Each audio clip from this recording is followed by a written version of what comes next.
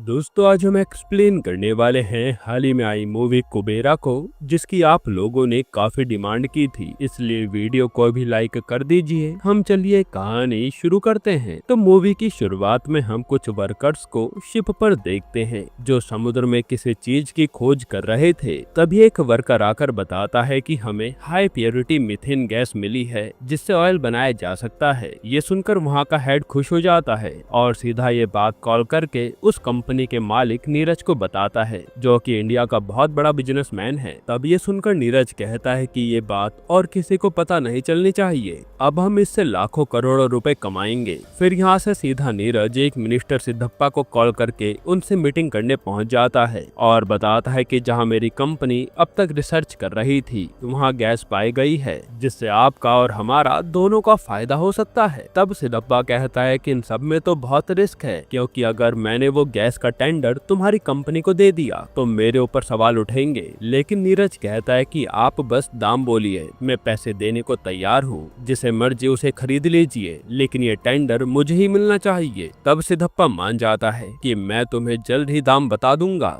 इसके बाद नीरज सबसे पहले उसी शिप पर हमला कराकर वहाँ के सारे वर्कर्स को मार डालता है जिन्होंने उस गैस की खोज की थी, ताकि ये बात कहीं और न फैले। फिर अगले दिन नीरज दोबारा सिद्धप्पा से मिलता है कि बताओ अब टेंडर के लिए क्या करना होगा। तो सिद्धप्पा कहता है कि आप हमें 1 लाख करोड़ का इंतजाम करके दे दीजिए, जिसमें 50,000 ब्लैक मनी चलेगा और 50,000 व्हाइट, तभी आपको वो टेंडर मिल सकता है। जो सुनकर नीरज मान जाता है, क्योंकि ये डील अरबों की थी। लेकिन यहाँ ये सवाल था कि नीरज अब कैसे इतने सारे रुपए को व्हाइट मनी में ट्रांसफर करेगा, क्योंकि ब्लैक मनी में पैसे भिजवाना काफी आसान था। इसी चीज को लेकर जब वो परेशान होता है तब उसके पापा उससे कहते हैं कि मैं एक सीबीआई ऑफिसर दीपक को जानता हूँ, उसने एक बार रेड में हमारी कंपनी के 100 करोड़ रुपए पकड़े थे और वो बहुत ही ईमानदार है। लेकिन अगर हमने उसे अपनी साइड कर लिया ना तो उसके दिमाग से हम ब्लैक मनी को वाइड कर सकते हैं, और इस समय वो एक जुर्म की सजा काट रहा है। तब ये सुनकर नीरज तुरंत जेलर को फोन करके दीपक के साथ अपनी मीटिंग फिक्स करता है और वो उसे ऑफर देता है कि मैं आपकी सजा खत्म करवा सकता हूँ, बस बदले में आपको मेरे साथ थोड़ा 2 नंबर का काम करना होगा। लेकिन ये सुनते दीपक साफ मना कर देता है कि मैं अपने देश के साथ कोई धोखा नहीं करूंगा, और देखना मेरी सजा इस हियरिंग में खत्म हो जाएगी, क्योंकि मैंने कोई जुर्म किया ही नहीं। हालांकि कुछ ही दिनों में दीपक के केस की हियरिंग होती है और वहाँ जज सारी दलीलें सुनने के बाद दीपक को 10 साल की सजा सुना देते हैं। जो सुनकर तो दीपक के होश उड़ जाते हैं और वहाँ दीपक की बीवी भी मौजूद थी, जो ये सब देख कर रोने लगती है। इसके बाद दीपक जेल जाते ही सबसे पहले नीरज को कांटेक्ट करता है और नीरज की सारी शर्तें मान लेता है। इसलिए अगले ही पल नीरज दीपक को जेल से निकाल लेता है, क्योंकि पैसों से इस देश में कुछ भी किया जा सकता था। फिर दीपक अपनी बीवी और अपनी बच्ची से मिलता है और फिर वो नीरज से मिलने जाता है और पूछता है कि बताओ मुझे क्या काम करना होगा। तब नीरज बताता है कि मुझे एक मिनिस्टर को 1 लाख करोड़ रुपए भेजने हैं, लेकिन 50,000 ब्लैक मनी होगा और 50,000 व्हाइट मनी। तब दीपक कहता है कि मुझे थोड़ा समय दो, मैं कुछ सोचता हूँ। फिर कुछ समय में दीपक नीरज से बताता है कि क्यों ना हम 4 भिखारियों को पकड़े और उनके नाम से अलग अलग कंपनी खोले, जिसके थ्रू हम पहले स्विस बैंक में 50,000 करोड़ रुपए भेजेंगे और फिर वहाँ से व्हाइट मनी करके उस मिनिस्टर तक पहुँचा देंगे। तब ये आइडिया नीरज को काफी पसंद आता है और वो 4 ईमानदार भिखारियों को ढूंढ के लाने का काम दीपक को दे देता है। इस काम में नीरज का आदमी पटेल भी दीपक के साथ मौजूद था। इधर हम एक भिखारी को देखते हैं जिसका नाम देवा होता है। उसकी जिंदगी बस भीख मांग कर कट रही होती है, और एक दिन जब देवा घाट किनारे बैठा होता है तो कुछ लोग आकर वहाँ सारे भिखारी से कहते हैं कि हम तुम्हें अच्छी नौकरी, खाने रहने की सब जगह देंगे, अगर हमारे साथ चलोगे तो बात बन सकती है। तब देवा ये सुनकर उन लोगों के साथ चल देता है, और ये दीपक के ही आदमी थे। असल में इन लोगों ने 3 भिखारियों को जमा कर लिया था और चौथा भिखारी देवा ही था। फिर हम बाकी के 3 भिखारी से मिलते हैं, खेलू, दिप्या और खुशबू, जो कि प्रेग्नेंट थी। यहाँ देवा इन तीनों से मिलता है और खुश हो जाता है कि चलो उसके जैसे कुछ लोग तो यहाँ पर हैं। फिर वहाँ दीपक आता है जो इन लोगों से काफी अच्छे से बात करता है, और यहाँ देवा को कहीं ना कहीं लगने लगा था कि दीपक इन लोगों के भले के लिए काम कर रहा है। इसलिए दीपक जो भी कह रहा था देवा वो सब बड़े ध्यान से सुन रहा था। यहाँ हमें ये भी पता चलता है कि देवा की याददाश्त काफी तेज है। भले ही वो पढ़ा लिखा नहीं है, लेकिन कोई भी चीज उसे याद हो जाए तो वो कभी कभी भूलता नहीं। खैर फिर यहाँ दीपक इन चारों लोगों को अमीरों के स्टाइल में कैसे रहना है ये सब सिखाना शुरू कर देता है, क्योंकि आगे इन्हीं के नाम से दीपक कंपनी खोलेगा और पैसे स्विस बैंक के जरिए इंडिया में व्हाइट मनी बनाकर लाएगा। जिसके बाद इन लोगों की ट्रेनिंग शुरू हो जाती है और कुछ ही दिनों में ये लोग प्रॉपर बिजनेसमैन लगने लगे थे। फिर इनके नाम से कंपनी भी खुलवा दी जाती है और अब हर भिखारी के अकाउंट में 10,000 करोड़ रुपए डलवा दिए गए थे। इसी दौरान 50,000 करोड़ रुपए जो ब्लैक मनी में देने थे वो कार में भर भर कर दीपक मिनिस्टर तक पहुंचा देता है। साथ ही एक बार दीपक इन सारे लोगों को नीरज से भी मिलवाता है, लेकिन ये बात नीरज को पसंद नहीं आती, क्योंकि उसका कहना था कि मेरे बारे में किसी को भी पता नहीं चलना चाहिए। और असल में उसका प्लान था कि एक बार पैसे मिनिस्टर तक पहुंच जाए तो हम इन सारे भिखारियों को मरवा देंगे ताकि कोई भी सबूत ना बचे। इसके बाद जब इन लोगों के नाम से स्विस बैंक में अकाउंट खुल जाता है तो अब बारी थी ये सारा पैसा मिनिस्टर के पास पहुंचाने की। तब सबसे पहले दीपक खेलू के अकाउंट से उसके बायोमेट्रिक के जरिए 10,000 करोड़ रुपए मिनिस्टर के अकाउंट में पहुंचा देता है। यानी दीपक धीरे धीरे सारा पैसा पहुंचाने वाला था। फिर यहाँ से नीरज का आदमी रोबो खेलू को अपने साथ लेकर जाता है और वो उसे शिप पर ले जाकर जान से मार डालता है, जैसा कि नीरज ने कहा था। हालांकि इस बात की खबर दीपक को नहीं थी। वही देवा और बाकी के लोग खेलू का इंतजार कर रहे थे, लेकिन खेलू नहीं आता। तब देवा दीपक को फोन करके पूछता है कि खेलू तो आप लोगों के साथ गया था ना, वो अभी तक घर क्यों नहीं आया। ये सुनकर दीपक के होश उड़ जाते हैं और वो खेलू के बारे में पूछने सीधा नीरज के पास आता है कि तुम लोगों ने खेलू के साथ क्या किया। तो नीरज कहता है कि वो तो मारा गया, क्योंकि मैं कोई सबूत नहीं छोड़ सकता। जो सुनकर दीपक मना कर देता है कि मैं ये काम नहीं करूंगा, लेकिन नीरज कहता है कि अगर ऐसा है तो तुम्हें वापस जेल जाना होगा और अपने बेबी बच्ची के बारे में सोच लो, बिना बाप के उनका क्या हाल होगा। जो सुनकर दीपक शांत हो जाता है कि ठीक है, जैसा कहोगे मैं कर दूंगा। हालांकि दीपक का आगे कुछ भी करने का मन नहीं था। इसके बाद कुछ ही दिनों में दिव्या के अकाउंट से भी ये लोग पैसे ट्रांसफर कर देते हैं और फिर यहाँ से रोबो दिव्या को ले जाकर जान से मार डालता है। अब ये सब देखकर देवा भी हैरान था कि यहाँ से जाने वाला इंसान लौट कर नहीं आता, पर वो ये बात शेयर करता भी तो किससे। हालांकि इस दौरान देवा की दोस्ती खुशबू से हो गई थी। फिर एक रात रोबो जो इन भिखारियों पर नजर रखता था वो ज्यादा ड्रिंक कर लेता है और इसी कारण वो खुशबू के साथ जबरदस्ती करने की कोशिश भी करता है। तब देवा आकर खुशबू को बचाता है और रोबो को दूर फेंक कर मारता है। फिर वो खुशबू के साथ वही वॉशरूम में छुप जाता है। खैर फिर अगले दिन जब दीपक देवा को लेने आता है तो जाकर देवा वो दरवाजा खोलता है, क्योंकि देवा दीपक को ही अच्छा इंसान मानता था और दीपक के कहे अनुसार देवा उसके साथ ऑफिस के लिए निकल जाता है, क्योंकि अब दीपक देवा के अकाउंट से 10,000 करोड़ रुपए ट्रांसफर कराने वाला था। लेकिन उससे पहले इन्हें एक रजिस्ट्रार को देवा की कंपनी से पैसे खिलाने थे, जिसने देवा की कंपनी खोलने में मदद की थी। इसलिए देवा खुद वहाँ मालिक बनकर रजिस्ट्रार के दूसरे फ्लैट पर जाता है और उसे काफी सारे पैसे देता है, जैसा कि दीपक ने करने को कहा था। इसके बाद देवा यहाँ से सीधा दीपक के पास आता है और सबसे पहले बताता है कि उस रोबो ने खुशबू की इज्जत पर हाथ डाला था। जो सुनकर दीपक को गुस्सा तो बहुत आता है, पर वो रोबो को कुछ कहता नहीं, क्योंकि वो नीरज का आदमी था। इसके बाद दीपक बायोमेट्रिक से देवा के अकाउंट से वो पैसे ट्रांसफर कर लेता है और रोबो देवा को मारने अपने साथ ले जा लेता है। फिर रास्ते में वो देवा को मारता भी है और वो जैसे देवा को शूट करने के लिए नीचे उतारता है, तभी उस पर दीपक का कॉल आता है जो बताता है कि देवा को मारना मत, उसके बायोमेट्रिक फेल हो गई है, उसे वापस ले आओ, दोबारा से पैसे ट्रांसफर करने होंगे। जो सुनकर रोबो जैसे ही पीछे मुड़ता है देवा को ले जाने के लिए, तो पता चलता है कि देवा तो यहाँ से भाग चुका है। जो देखकर उसके होश उड़ जाते हैं। इधर हम देवा को देखते हैं जो भागते भागते एक रेलवे स्टेशन पर आ जाता है और वहीं बैठ जाता है। तभी उसे एक लड़की दिखती है जो बस रोए जा रही थी। असल में वो अपना घर छोड़कर एक लड़के के लिए मुंबई आई थी, लेकिन वो लड़का तो इस लड़की के लिए आया ही नहीं, यानी उसने धोखा दे दिया। और यहाँ पता चलता है कि उस लड़की का नाम समीरा है। तभी वहाँ देवा एकदम से चक्कर खाकर गिर जाता है और वो किसी एंगल से भिखारी नहीं लग रहा था, तो समीरा आकर उसकी मदद करती है। और जब देवा भूख का नाम लेता है तो वो उसे खाने के लिए चॉकलेट भी देती है। फिर वो अपनी एक फ्रेंड को कॉल करके सारी कहानी बताती है कि अब मैं घर से भाग आई हूँ तो वापस भी नहीं जा सकती, ऐसे में क्या करूँ। तब उसकी सहेली कहती है कि अभी तू मेरे घर आ जा, बाद में देखते हैं कि क्या करना है। तब यहाँ से समीरा जैसे ही जाने लगती है तो देवा भी उसके पीछे पीछे चलने लगता है और वो कहता है कि मुझे अपना फोन दे दो, मुझे बस अपने सर को कॉल करना है और वो मुझे आकर ले जा लेंगे। असल में देवा को लग रहा था कि ये रोबो ही बेकार इंसान है और दीपक उसे बचा लेगा, इसलिए वो सीधा सीधा दीपक का नंबर याद करके उसे कॉल लगाता है, लेकिन दीपक तो खुद देवा को ढूंढने में बिजी था, इसलिए वो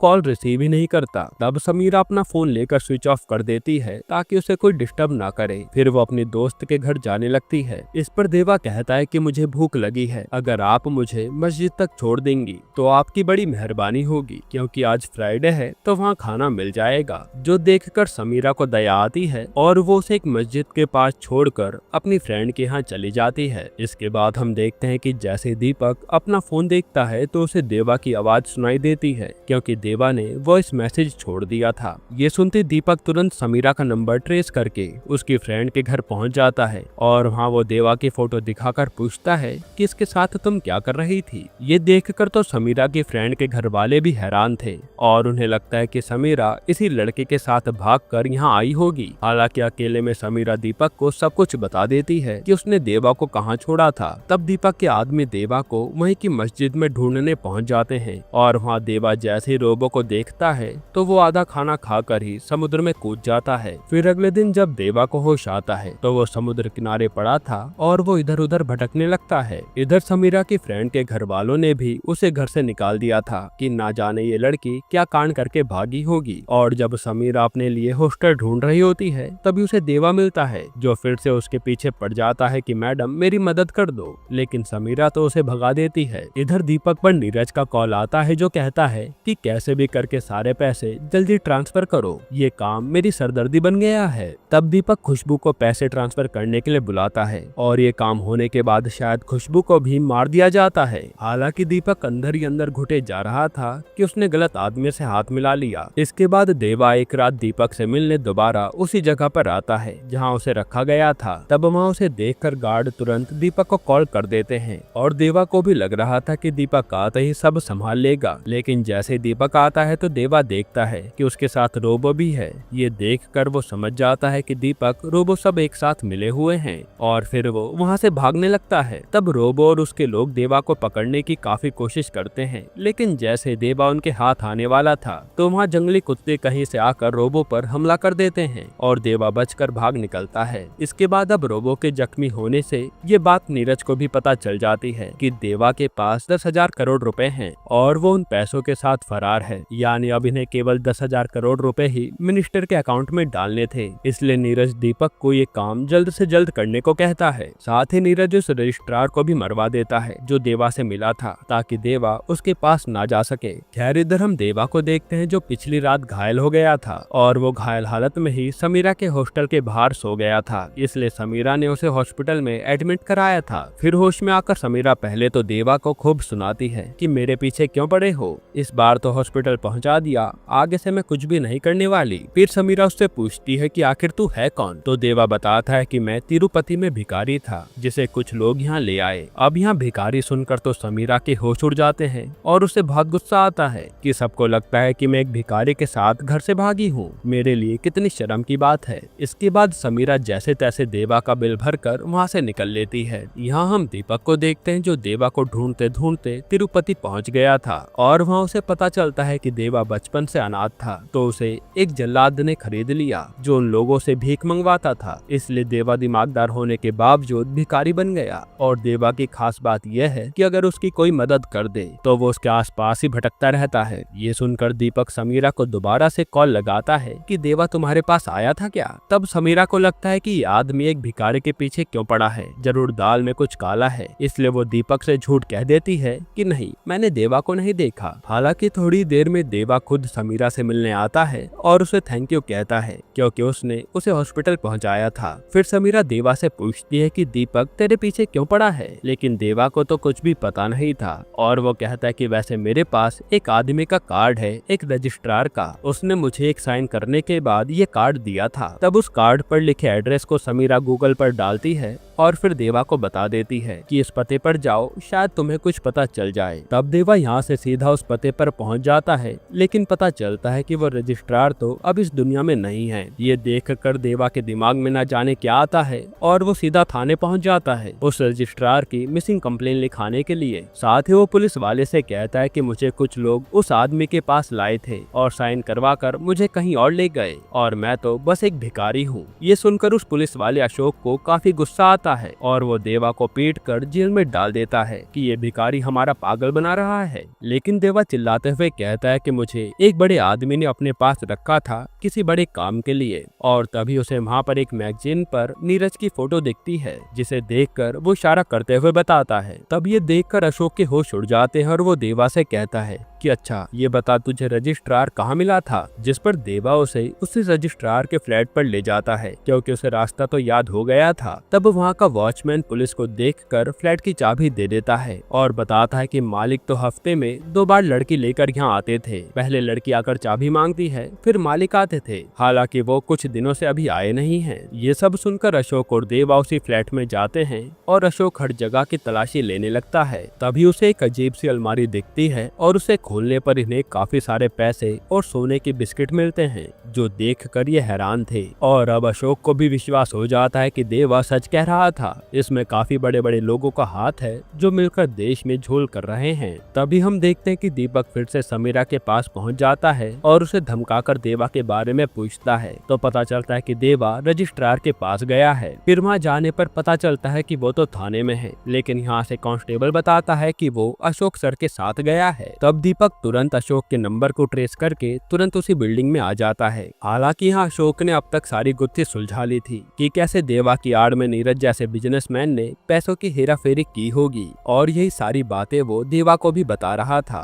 तभी वहाँ दीपक आ जाता है और यहाँ अशोक और दीपक में बहस होने लगती है, जिस पर दीपक तुरंत बंदूक निकालकर अशोक को शूट कर देता है, जो देखकर देवा छत से ही कूद जाता है और वहाँ से बचकर भाग निकलता है। हालांकि दीपक को समझ नहीं आ रहा था कि उसने जल्दबाजी में ये क्या कर दिया। तब पटेल नीरज के कहने पर ये मैटर सॉल्व कर देता है ताकि पुलिस के मरने की खबर बाहर न जाए। इसके बाद देवा यहाँ सीधा समीरा से मिलने आता है और बताता है कि लगता है कि अब आपकी जान को भी खतरा है, क्योंकि जिन जिन लोगों को सच्चाई पता चली है वो उन लोगों को मारे जा रहे हैं, यहाँ तक कि उन्होंने पुलिस वाले को भी मार दिया। इसलिए आप मेरे साथ चलिए। जो सुनकर समीरा डर जाती है और वो देवा के साथ जाने लगती है, लेकिन यहाँ इनके पीछे पीछे तो नीरज के लोग पड़ जाते हैं और ये जैसे तैसे अपनी जान बचाते फिर रहे थे। इधर दीपक भी टेंशन में बैठा था कि मैं जैसे ही नीरज का काम करूंगा वो शायद मुझे भी मार देगा, इसलिए वो सबसे पहले अपनी फैमिली को यहाँ से दुबई भेजता है ताकि वो सेफ रहे। फिर वो नीरज के खिलाफ कुछ सबूत इकट्ठे करके सेफ जगह पर रख देता है। यहाँ देवा समीरा को बताता है कि उस पुलिस वाले ने बताया था कि शायद मेरे नाम पर करोड़ों रुपए हैं, इसलिए वो दीपक मेरे पीछे पड़ा है। जो सुनकर समीरा हैरान थी। तभी देवा देखता है कि एक भिखारी की वहाँ मौत हो गई है,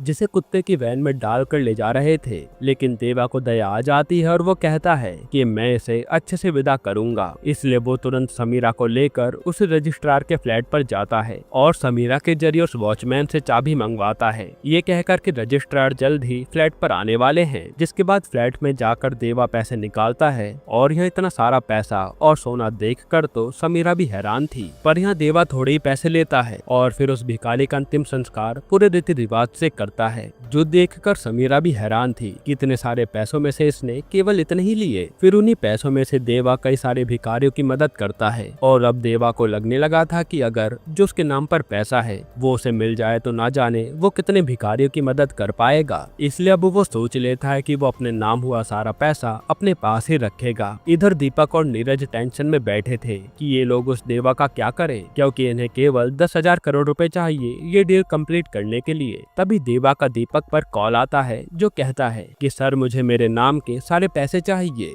जिस पर नीरज चिल्लाता है कि तुझे 10,000 करोड़ रुपए चाहिए। जो सुनकर देवा कहता है कि हाँ इतना ही चाहिए। तब कहा सुनी में नीरज को इतना ज्यादा गुस्सा आ जाता है कि वो अपने आदमियों से कहता है कि मैं 10,000 करोड़ का इंतजाम कहीं और से कर लूंगा, बस तुम इस देवा को खत्म करो। यहाँ देवा सीधा समीरा के पास आया था, जो रजिस्ट्रार के पैसों के साथ बैठी थी, और वो कह दे कि इन पैसों से अपनी जिंदगी सेट हो सकती है, इसे ले चलो। लेकिन देवा तो कह रहा था कि मैं उस दीपक और उसके साथी को छोड़ूंगा नहीं। जो सुनकर समीरा को काफी गुस्सा आता है। इसके बाद जब दीपक देवा का पता करने एक जगह पर आता है तो हम देखते हैं कि देवा पहले से ही वहाँ पर छुपा बैठा है और मौका मिलते ही देवा दीपक को बेहोश करके अपने साथ ले जा लेता है। फिर वो उसे उठाकर कहता है कि सर मेरे नाम जो पैसा है मुझे दे दीजिए, मैं आपको जाने दूंगा। लेकिन दीपक कहता है कि वो नीरज बहुत बड़ा आदमी है, वो तुझे कभी भी मरवा देगा। लेकिन देवा उसकी नहीं सुनता तब दीपक उसे बताता है कि मैं नीरज के हाथों फंस चुका हूँ और ये लोग तो खुशबू को भी मारने वाले थे,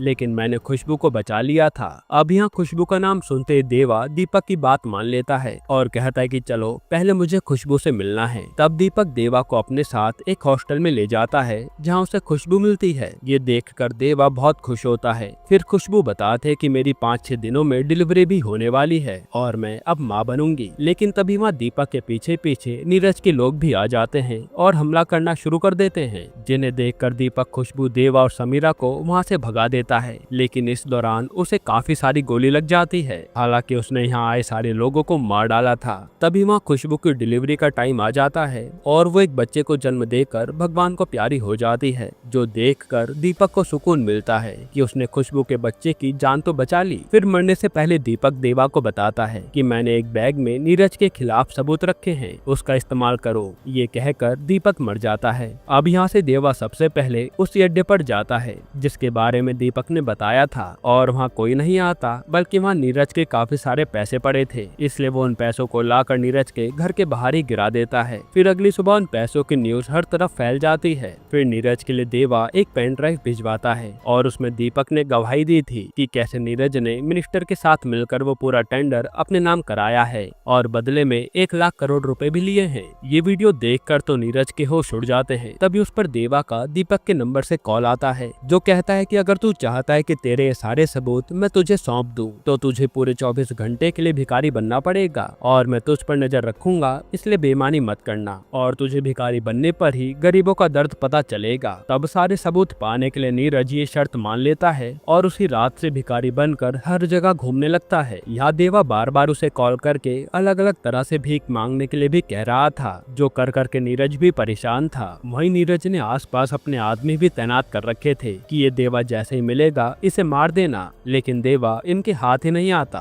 फिर मौका मिलते देवा नीरज को उठा लेता है और कूड़े के ढेर में लाकर कहता है कि तूने एक भी अच्छा काम नहीं किया। तब नीरज कहता है कि मुझे अच्छा काम करना भी नहीं है, मुझे बस वो पेन ड्राइव दे दे, मैं यहाँ से चला जाऊंगा और बदले में तुझे जो चाहिए बता, मैं देने को तैयार हूँ। इस पर देवा कहता है कि खुशबू को लौटा दे जिसे तेरे आदमियों ने मार डाला। ये सुनकर नीरज देवा को मारने लगता है कि पेन ड्राइव दे दे। अब यहाँ हाथापाई में देवा नीरज के गले में एक चाकू मार देता है, जिससे नीरज की यही मौत हो जाती है। और समीरा ये देखकर कहती है कि ऐसे राक्षस का मरना तो तय ही था। जिसके बाद देवा और समीरा खुशबू की बच्ची के साथ वहाँ से चले जाते हैं और ये मूवी यहीं पर खत्म होती है। यानी अब देवा के पास पूरे 10,000 करोड़ रुपए थे, बस अब उसे ये सोचना है कि वो इतने सारे पैसे निकालेगा कैसे। दोस्तों, आपको ये मूवी कैसी लगी हमें कमेंट में जरूर बताइएगा। और अगर आपको मैं छोटा सा रिव्यू दूं तो ये मूवी बहुत ही अमेजिंग है, जो आपको थोड़ी भी देर बोर नहीं होने देती। और धनुष ने इस मूवी में जो परफॉर्मेंस दी है उसकी जितनी तारीफ की जाए उतनी कम है। बाकी आपकी इस मूवी को लेकर क्या राय है कमेंट में बताना। और अगर आपको हाल ही में एक कमाल की मूवी देखनी है तो आप ये वीडियो देख लीजिए।